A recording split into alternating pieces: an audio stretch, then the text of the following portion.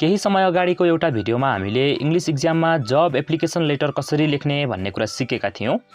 मानौ तपाईले कुनै एउटा कम्पनी अथवा अर्गनाइजेसनले खोलेको भ्याकेन्ट पोस्टमा जबको लागि एप्लाई गर्दै हुनुहुन्छ भने त्यो केसमा तपाईहरुले जब एप्लिकेसन लेटरको साथमा एउटा पर्सनल डिटेल समेटिएको डकुमेन्ट पनि बुझाउनु पर्ने हुन्छ। त्यो पर्सनल डिटेल समेटिएको डकुमेन्टलाई हामी सीवी अर्थात करिकुलम भिटा भन्ने गर्छौं र हामीलाई इंग्लिश एक्जामहरुमा कहिलेकाहीँ जब एप्लिकेसन लेटरकै साथमा र कहिलेकाहीँ छुट्टै पनि सीवी लेख्न भनेर भनेको हुन्छ। जस्तै क्लास 11 र 12 को केसमा हामीलाई कम्पल्सरी इंग्लिशको एक्जामको राइटिङ टास्क 2 अर्थात 8 मार्क्सको राइटिङको क्वेशनमा छुट्टै सीवी लेख्न पनि सोध्न सक्छ। त्यसैले आजको भिडियोमा चाहिँ हामी सीवी लेख्ने तरिका सरसर्ती हेर्ने छौं।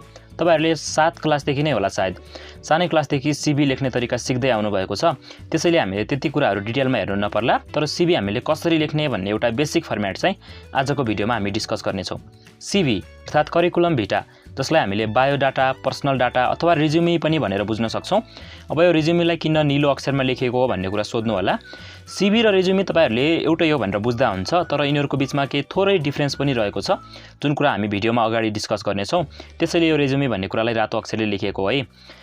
सो अब हामीले सीवी लेख्ने तरिका सुरु गर्नु भन्दा पहिला चाहिँ सीवी भनेको के हो भन्ने कुरा पनि बुझिहालौं है केही लाइनहरुमा। जस्तै व्हाट इज अ सीवी भनेपछि CV is summarized written description of someone's personal information, education qualification, previous jobs, trainings, personal interest that is sent to an employer to get a job. जस्तै एउटा जबको लागि एप्लाई गर्दा चाहिँ एउटा employer जो employer भनेको तपाईलाई जब दिने मान्छे हुन्छ, त्यसलाई अब जब एप्लिकेसन लेटरको साथमा आफ्नो बारेमा जानकारी गराउनको लागि आफ्नो केही पर्सनल इन्फर्मेसन, त्यस्तै एजुकेसन क्वालिफिकेसन, प्रिभियस जबहरु, ट्रेनिङहरु अनि पर्सनल इन्ट्रेस्टहरु, त्यो कुराहरुको एउटा डकुमेन्ट बनाएर दिनुहुन्छ। त्यो डकुमेन्टलाई हामीले सीवी भन्ने गर्छौं है। त्यस्तै यहाँ डिफरेन्स बिट्विन सीवी र रिज्युमे जुन हामीले अगाडि भनेका थियौं, अब सीवी र रिज्युमेको बीचमा यो थोरै डिफरेन्स छ भनेको त्यो डिफरेन्स चाहिँ के हो त भन्ने कुरा पनि मैले यहाँ इन्क्लुड गरेको छु। यो त्यति धेरै बुझ्न जरुरी त हैन, तर पनि बुझ्दा राम्रो नै हुन्छ है। A CV is a very in-depth document that describes your career journey step by step, including all sorts of professional information which is written for all kind of job. अब CV भनेको के रहेछ त भन्दा एउटा जबको भ्याकेन्सी खुल्नु भन्दा अगाडि नै तपाईले आफ्नो CV तयार पारेर राख्न सक्नु हुँदो रहेछ के।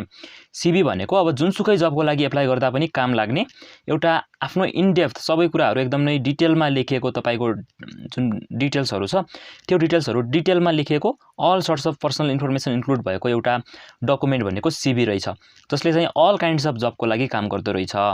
अब रिज्युमे भनेको चाहिँ के हो भन्दा where a resume is a short straight to the point document created for the purpose of applying to a specific job. अब कुनै एउटा कम्पनीले भ्याकेन्सी खोलिसकेपछि चाहिँ रिज्युमे तपाईहरुले लेख्नु हुँदो रहेछ यो भन्नुको अर्थ। अर्थात कुनै एउटा स्पेसिफिक जबको लागि to the point straight to the point लेखिएको एउटा डकुमेन्ट, आफ्नो पर्सनल डिटेल समेटेर लेखिएको डकुमेन्ट भनेको चाहिँ रिज्युमे रहेछ।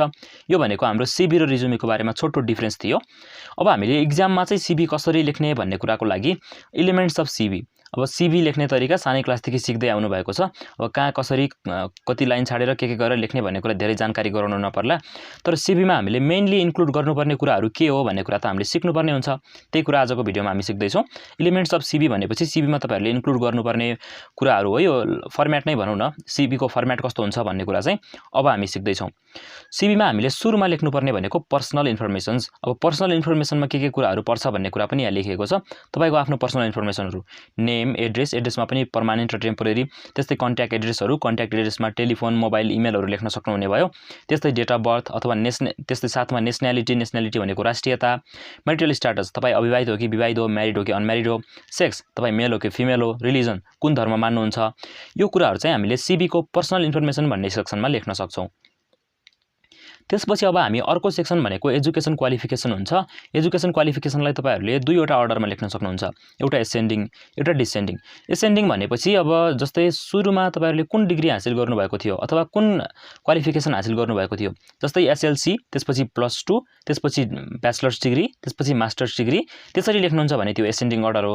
जस्तै डिसेन्डिङ अर्डर भनेको अब भर्खरै तपाईले प्राप्त गरेको डिग्री, जस्तै मास्टर्स डिग्री, त्यसपछि ब्याचलर्स डिग्री, त्यसपछि +2 डिग्री नभनौं +2 को सर्टिफिकेट, त्यसपछि एससी अथवा एसएलसी, त्यो त्यसरी लेख्नुहुन्छ भने चाहिँ त्यसलाई डिसेन्डिङ अर्डर भन्ने गर्छ। अब तपाईहरुलाई जुन सजिलो लाग्छ त्यही अर्डरमा चाहिँ लेख्न सक्नुहुन्छ।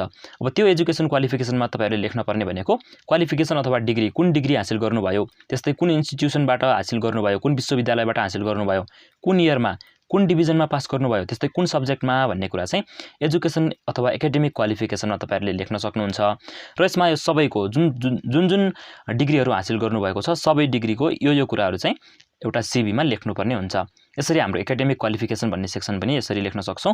त्यसपछि वर्क एक्सपिरियन्स भनेको अब कुन पोस्टमा अब कुनै कम्पनीको कुन पोस्टमा काम गर्नुभयो, अनि त्यो कम्पनीको नाम र एड्रेस के हो, अर्गनाइजेसनको नाम र एड्रेस के हो, त्यसपछि कहिलेदेखि कहिलेसम्म गर्नुभयो भन्ने कुरा चाहिँ वर्क एक्सपिरियन्समा लेख्नुपर्ने हुन्छ। अब थुप्रै अर्गनाइजेसनहरू अथवा 2-3 वटा अर्गनाइजेसनहरूमा काम गर्नुभएको छ भने सबै अर्गनाइजेसनहरूमा काम गरेको पोस्ट, त्यसपछि त्यो अर्गनाइजेसनको नाम र एड्रेस, त्यसपछि कहिलेदेखि कहिलेसम्म गरेको हो भन्ने कुरा चाहिँ हामीले वर्क एक्सपिरियन्समा लेख्नुपर्ने हुन्छ।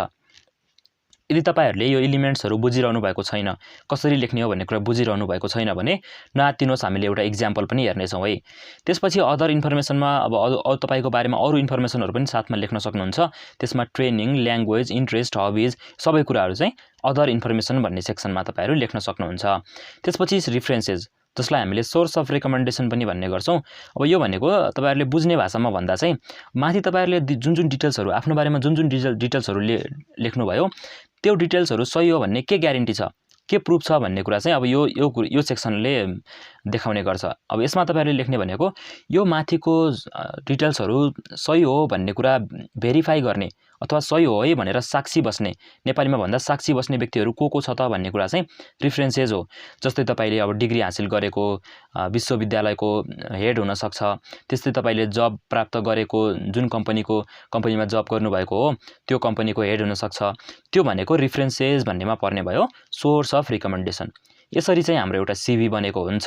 अब यो कुराहरू जुन कुराहरू हामीले एलिमेन्टको रूपमा पढ्यौं त्यो कुराहरू बुझ्नु भएको छैन भने पनि अब हामी एउटा एक्जाम्पल हेर्छौं, एक्जाम्पलबाट पक्कै पनि बुझ्नु हुनेछ। एक्जाम्पल हेरौं है। एक्जाम्पल त्यस्तो धेरै डिटेलमा नजाउँ, एउटा दिपा तिवारी भन्ने व्यक्तिले लेखेको एउटा करिकुलम भेटा अर्थात् सीभी छ। अब पर्सनल इन्फर्मेसनमा के लेखिन्छ, दिपा तिवारीले आफ्नो नाम लेख्यो, एड्रेस, त्यसपछि date of birth, telephone number, mobile number, email, nationality, marital status, sex, religion सबै कुराहरू चाहिँ पर्सनल इन्फर्मेसनमा लेख्यो एउटा दिपा तिवारी भन्ने मान्छेले।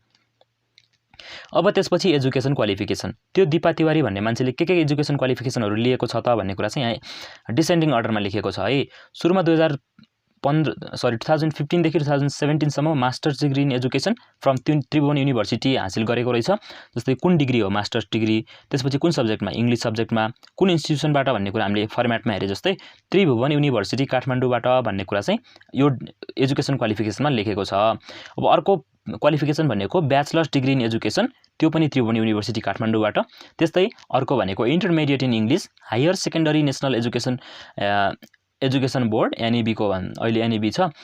त्यो बेला चाहिँ अब यो higher secondary national education board NEB बाट लिएको यो एउटा हायर सेकेन्डरीको डिग्री इन्टरमिडिएट इन एजुकेसन भन्ने पनि रहेछ, भक्तपुरबाट लिएको। त्यसपछि 2008 देखि 2009 सम्म चाहिँ SLC अर्थात् school leaving certificate from Mahakali Devi higher secondary school Lalitpur भन्नेबाट फेरि SLC गरेको रहेछ। यो भनेको एजुकेसन क्वालिफिकेसनमा लेख्न पर्ने कुराहरू यसरी लेख्न सकिँदो रहेछ। अब वर्क एक्सपिरियन्समा चाहिँ कहिलेदेखि कहिलेसम्म के कामहरू गरेको हो भन्ने कुरा यहाँ लेखिएको छ। जस्तै अप्रिल 2016 देखि हालसम्म इंग्लिश टिचरको रूपमा पाटन सेकेन्डरी स्कुल ललितपुरमा सेकेन्डरी लेभलका स्टुडेन्टहरूलाई पढाउँदै गरेको रहेछ यो दिपा तिवारी भन्ने मान्छेले। त्यसपछि जुन 2014 देखि मे 2015 सम्म चाहिँ इंग्लिश ल्याङ्ग्वेज इन्स्ट्रक्टरको रूपमा काम गरेको रहेछ।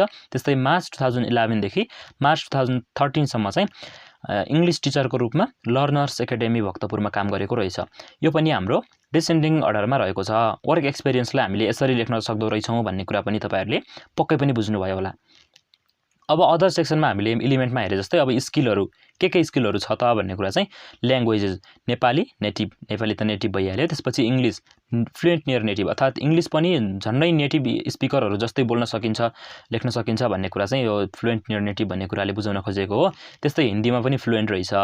अब computer skill, good keyboard skill, familiarity with some programs like Word, Excel and PowerPoint. त्यसपछि ड्राइभिङ, 4 व्हिलर्स ड्राइभिङ लाइसेन्स पनि रहेछ यो मान्छेसँग। यो भनेको स्किल सेक्सनमा लेख्ने कुराहरू भयो। अब trainings and conference workshop attended भनेको छ। यसमा 3 to 15 फेब्रुअरी 2015 मा चाहिँ first international conference of Nepali English language teachers association NELTA यो कन्फरेन्स चाहिँ एटेन्ड गरेको रहेछ यो मान्छेले। त्यसपछि अर्को कन्फरेन्स पनि एटेन्ड गरेको रहेछ, creative writing conference organized by Asian English language teachers creative writing group भन्ने यो कन्फरेन्स पनि एटेन्ड गरेको रहेछ।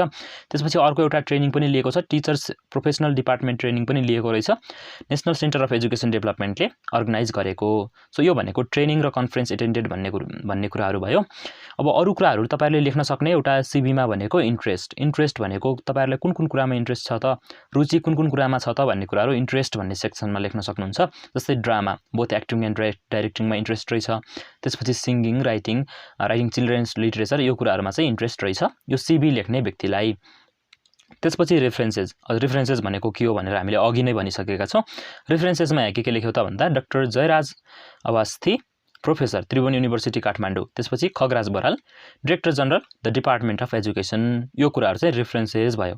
सो हामीले इक्जाममा एउटा सिभी चाहिँ यसरी लेख्न सक्दो रहेछौँ। आयो तपाईँहरूलाई आजको भिडियोले हेल्प गर्यो। इक्जाममा सिभी लेख्ने कहीँ कतै सोध्यो भने चाहिँ मजाले लेख्न सक्नुहुन्छ भन्ने आशा राखेको छु। Thank you everyone for watching this video.